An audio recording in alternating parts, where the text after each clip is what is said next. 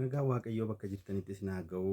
Maatii yuutuubii Dammadaamoo kan taatan hundumtinuu nagaan gooftaa bakka jirtan, biyya jirtan, naannoo jirtanii fi mana jirtan hundumaatti isin haa qaqqabuun isiniin jedhaa. Har'a yuutuubii Dammadaamoo kanaatiin ergaa gabaabaa tokko isiniif qabadheetanii dhufeen jira jechuudha. Mata dureen gabaabaa ergaa koo har'aa kana sagalee Waaqayyoo keessatti maasaaf marii baat kan jedhu mata dureen kun isinii qabadheen jira. Maasaaf marii baat jechuun maal jechuu akka ta'e tarii wangeela keessatti dubbifattanii argitaniitu jedhee nan amana. Warri immoo wangeela kana keessatti bira geessanii hin beekneefis garuu ergaan kun har'a haaraa yoo ta'uudhaa baatillee hiika inni qabu faana kan nuti ilaallu jechuudha gabaabinaanii.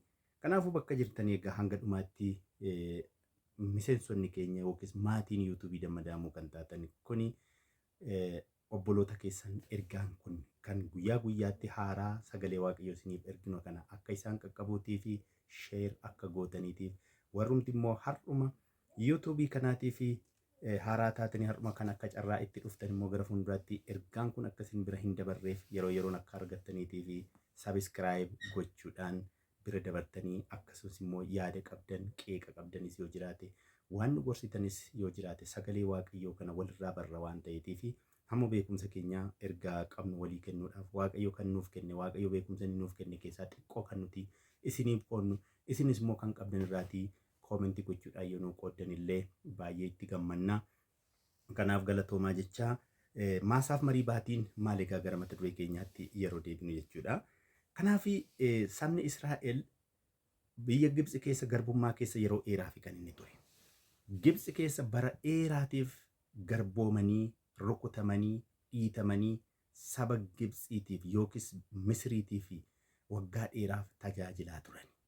Ogummaa isaan qabaniin, humna qabaniin, beekumsa qabaniin jara sana tajaajilurraan kan hafe ofii isaaniitiin jireenya isaanii jijjiiruutiif waan hojjetan illee hin qaban jechuudha. Kanaaf isaan garba warra Misir jedhamaniitu waamamu ture jechuudha sabni Israa'el kun.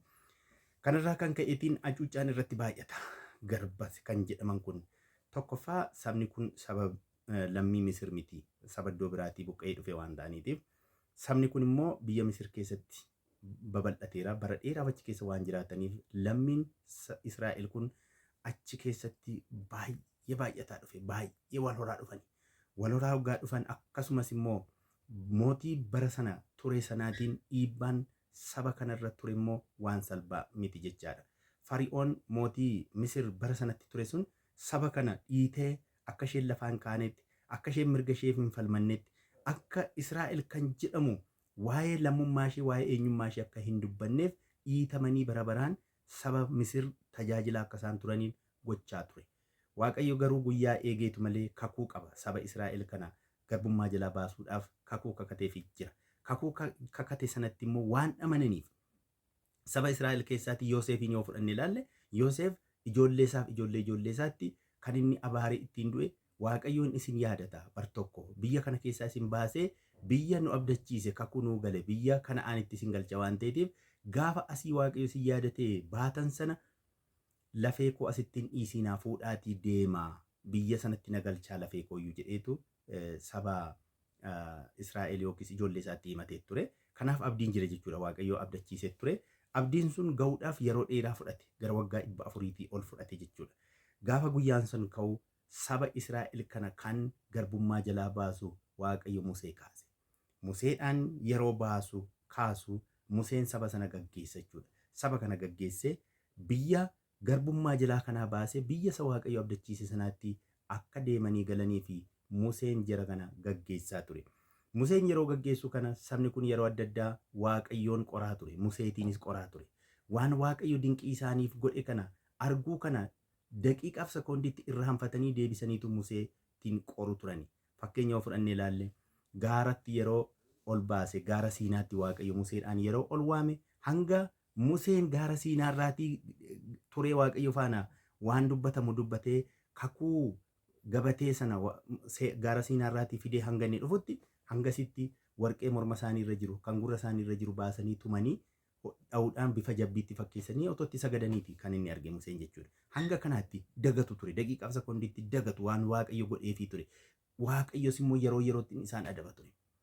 kaan bofti akka inni gammoojjii keessatti isaan iddu, kaan lafti dhoo'ee akka inni isaan liqimsu akkas gochaa ture. Waaqayyo akkasitti adabaa ture saba kana yeroo isaan deeman kana. Sababni isaa otuma arganii akkan agarreetti, otuma dhagaanii akkan dhageenyeetti Waaqayyo irraa jallataniitu Waaqayyoon gaddisiisu waan ta'eef jechaadha. Amma guyyaa tokko seenaan ta'e maaltu jira? Seera ba'uu boqonnaa 17 lakkoofsa 6 hanga 7tti yoo fudhannee ilaalle wanti dubbatamu jira. 6 hanga 7tti otoon isinii dubbisee gaariidha. Akkana jedha. Kunoo ani achi Siinaatti kattaa tokkorraa si dura nan dhaabadha. Ati immoo kattaa sana in rukutta. Bishaan isan keessaa hin burqa. Jarris isa in dhugu jedhe. Museenis ija manguddootaa Israa'el dura akkasuma hin godhe. Namoonni Israa'el waan morkataniif gooftichaan Waaqayyo nu gidduu jiramoo hin jiru jedhanii waan qoraniif maqaan iddoo sanaa Maasaaf Mariibaat jedhameetu moggaafameedha. Egaa Waaqayyo galaana diimaa yeroo isaan ceesise ijoolleen Israa'el kun arganiiru.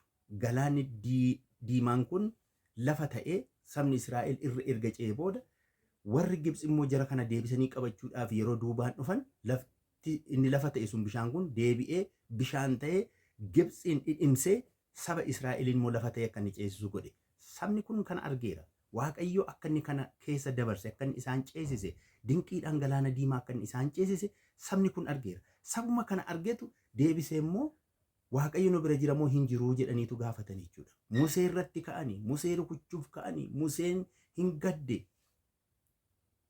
Biyya abdachiifame sana akka hin galle Museen kan godhe keessaa tokko saba sana jechuudha. Sabni sun gara jabeessa, mata jabeessa, garaansaa duudaa, lapheensaa duudaa. Waaqayyoof kan hin banamne, Waaqayyo guyyaa guyyaatti kan isatti himu, kan isatti agarsiisu, yoo beelaan mannaa waaqarraa harcaase yeroo inni isaan nyaachisu, aduun yeroo isaan gumu duumessa irra qabee yoggaa inni saba kana gaggeessu, halkan dukkanni yeroo isaan liqimsu Waaqayyo ergamaa ifaa fuuldura isaanii dhaabee yeroo inni isaan ceesisu arga ture sabni kun. Kanuma keessaa irraanfatee mataa jabaateetu Waaqayyo nu gidduu jira moo hin jiru jedhanii Waaqayyoon qoraa turan. Kanaaf egaa iddoo sanatti bishaan dheebonne yaa Musee nuu fidi, nan dhugnu dhabne, nuyi biyya keenya keessaa nu baastee garbummaa jala jirru sana keessaatii ati nu baastee kunoo asitti lafa duwwaa keessatti, lafa gogaa keessatti, gammoojjii keessatti dheebuudhaan akka dhumnu nu gochaa jirta. Amma kana bishaan dhugnu nuuf jedhanii kokkeetti isa qabu gaani. Waaqayyotti iyye Museen, maal naa wayya yaa Waaqayyo?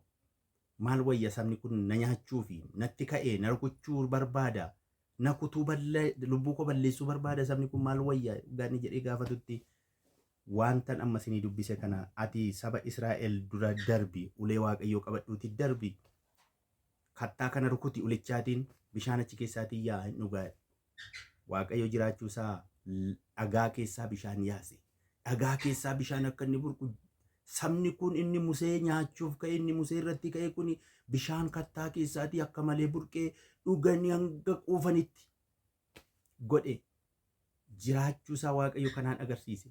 Sabni kun Waaqayyoon morkachaa ture, Waaqayyo irratti gumgumaa ture, Waaqayyo irratti ka'aa ture. Maasaaf Mariibaat jechuun Waaqayyo irratti ka'uu, Waaqayyoon mormuu jechuudha. Waaqayyo irratti ka'aa turan. Waaqayyo irratti ka'aa jirra. Waaqayyoon obsaan eeggachaa jirra moo Waaqayyo irratti kaaneetu Waaqayyoon gad deeggisiisaa jirra? Waaqayyoon mufachiisaa jirra? Waaqayyoon akkami nuti amananneetu abdiidhaan eeggachaa jirra moo yookiis immoo Waaqayyoon qoraa jirra akka saba gara jabeeyyii kanaatti jechuudha. Sabni gara jabeeyyiin kun Waaqayyoon akkasittidha qore. Waaqayyoon akkasitti qoruunsaa Waaqayyo jiraachuusaa agarsiise, waan isaan barbaadan hundumaa hin kenne. Mannaas waaqarraa hin marcaase, han nyaatan itti kenne, han dhugan itti kenne, waan isaan barbaadan hundumaa fedhii isaanii hin kenneefi waraanni Amaaleqoonni yeroo isaan karaatti eeggatanii sabni Israa'el kun akka isaan hin dabarre yeroo isaan gufachiisuuf ka'an Amaaleqoota ciree Waaqayyo hin agarsiise. Waaqayyo harki Musee akkas ol qabamee akka inni dhaabatu, yeroo harki Musee akkasitti ol diriiru sabni Israa'el Amaaleqootaatiin hin mo'ata ture. Yeroo inni harka isaa gaddeeffatu immoo Amaaleqoonni Israa'el irratti humna godhatu ture. Kanaaf Museen guyyaa guutuu hamma sabni Israa'el injifannoo argatutti harka isaa gara Waaqaatti ol qabeetu dhaabachaa ture. Dhaabachaa turuu isaatiin immoo sabni kun Miidiyaanota Amaaleqootaatiin injifateetu darba. Yaa obboleessaa, yaa obboleettii, Amaaleqoonni baay'ee jiru kan si gufachiisan. Amaaleqoonni baay'eetu jiru karaa darbaa kan si dhowwani. rakkoon baay'eetu jira akkati waaqayyotti gumgumtu kan si godhu. Bishaan dhabuu dandeessa, waan nyaattu dhabuu dandeessa, firri si jibbuu danda'a. Amaaleqoonni karaa dhaabbatanii karaa darbaa si dhowwuu danda'u. Waaqayyoon yoo eeggatte, waaqayyoon obsaan yoo eeggatte garuu waaqayyo amaaleqoota fuuldura keetii hin dheekkaasa. Yoo ati gara waaqayyootti obsaan eeggatte, waaqayyo yoo qoruudhaa baatte, waan ati barbaadde hundumaayyuu sii guuta waaqayyo jechuudha. Kanaafuu sagaleensaa akka jedhu faarfannaa boqonnaa 95 lakkoofsa 8-9 maqaa waaqayyootiin akkas jedha. Akkuma Mariibaa iddoo morkii sanaatti, akka gaafa maasaa iddoo qorannaa isa lafa isa sanaa keessatti isin mata jabeeyyii hin ta'inaa. Abaabaliin keessan achitti na qorani, wanta an godhe atuma arganii na qoranii na ilaalanii jedhama. Wanta waaqayyo godhe waan baay'eetu jira. Gochaan waaqayyo daangaa hin qabu. Waaqayyo amaaleqootaan rukute, galaana diimaan ceesise, waan nyaatan hin kenne, waan dhugan hin kenne. Saba Israa'el garbummaa saba Israa'el jalaati, saba Gibxi jalaati baasuudhaaf Gibxiin dhayicha 10 rukute. 9 rukutamanii gaafa kurnaffaa akka isaan saba Israa'el kana gadhiisan godhe. Waaqayyo garbummaa jalaa si baasuuf diina kee dachaa 10 rukuteetu jalaa si baasee jira mati. Har'a tola dhufte miti mana waaqayyootti. Waaqayyo yeroo garbummaa jalaa si baase, garbummaa seexanaa, garbummaa cubbuu jalaati yeroo inni si baase, akkati gara qulqullummaatti hin dhufneef kan gufuu sitti ta'an, akkati garboomtee garba cubbuu taatee akkati bara baraan jiraattu, garba seexanaa taatee bara baraan akkati jiraattu kan si gochaa ture baay'eetu jira. Waaqayyo dhayichaan rukuteetu har'a gara mana qulqullummaa isaatti si waamee jira. Har'a waamamtee jirta, har'a fayyitee jirta, fayyina argatte. Kanaaf immoo waaqayyoon qoruu hin qabdu. Gochaa waaqayyoo bara kee keessatti waan baay'ee argitee hanga yoonaatti geesseetta waan ta'eetiif gochaa kana dagannee akka saba kanaa gara jabeeyyii, mata jabeeyyii taaneen waaqayyoon qoruu hin qabnu. Kanaaf gara waaqayyootti deebinee maal gochuu qabna? Kan nurraa eegamu waaqayyoon obsaan eeggachuudha qabna. Maasaaf Mariibaat sammuu keenya keessatti bakka itti waaqayyoon morkatan, bakka itti waaqayyoon qoran waan ta'eetiif Maasaaf Mariibaat nu gidduu dhufuu hin qabu jechuudha. Bakki itti waaqayyoon qorru, bakka itti nuti waaqayyoon morkannu nu keessa jiraachuu hin qabu jechuudha. Waaqayyo guyyaa isaa eegeetu waan hundumaa hojjeta. Yoo si fayyisuu barbaade, gara kee dhufuu yoo barbaade, si ilaaluu yoo barbaade waaqayyo hin si ilaala. Si argaa jira. Rifeensi mataa keeyyuu fuuldura gooftaatti lakkaa'amaadha jedha mataan keessan yoo. Kanaafuu waaqayyo biratti dagatamne miti. Waan dagatame sitti fakkaatee waaqayyo fuulduratti hin gumgumiin. Ati hin dagatamne. Ati harka waaqayyoo keessa jirta. Haati mucaa isheellee irraanfatti takka hin dagatti. Ani garuu yaa Israa'el sin dagadhuudha. Yaa obboleessaa, yaa obboleettii waaqayyo sin dagatu. Waaqayyo yeroo hundumaa harka isaa keessatti yookiin akka agartuu ijaatti si baachaa jira. Hin si baata. Harka waaqayyoo irra jirta waan ta'eetiif ati. Kanaafuu waaqayyoon obsaan eeggachuu qabna malee akka jara sanaa, akka abbootii keenya sanaa mata jabeeyyii ta'uu hin qabnu.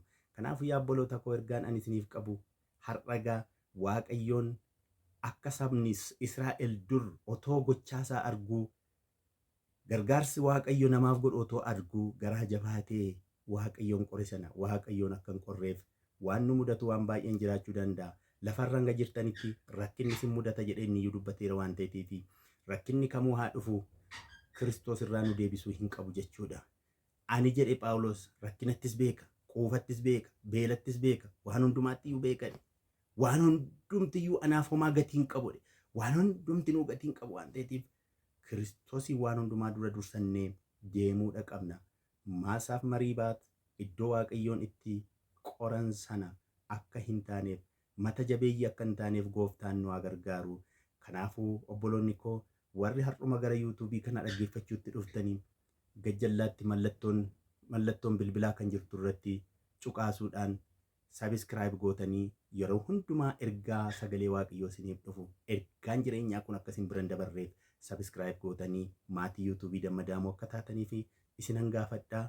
Warri haaraa taatan, warri kanaan dura maatii taatan immoo sheer gochuudhaan gahee keessan akka baatanii gooftaan sinaa eebbisuu. Nagaan nuuf turaa. Guyyaa biraa wal agarra.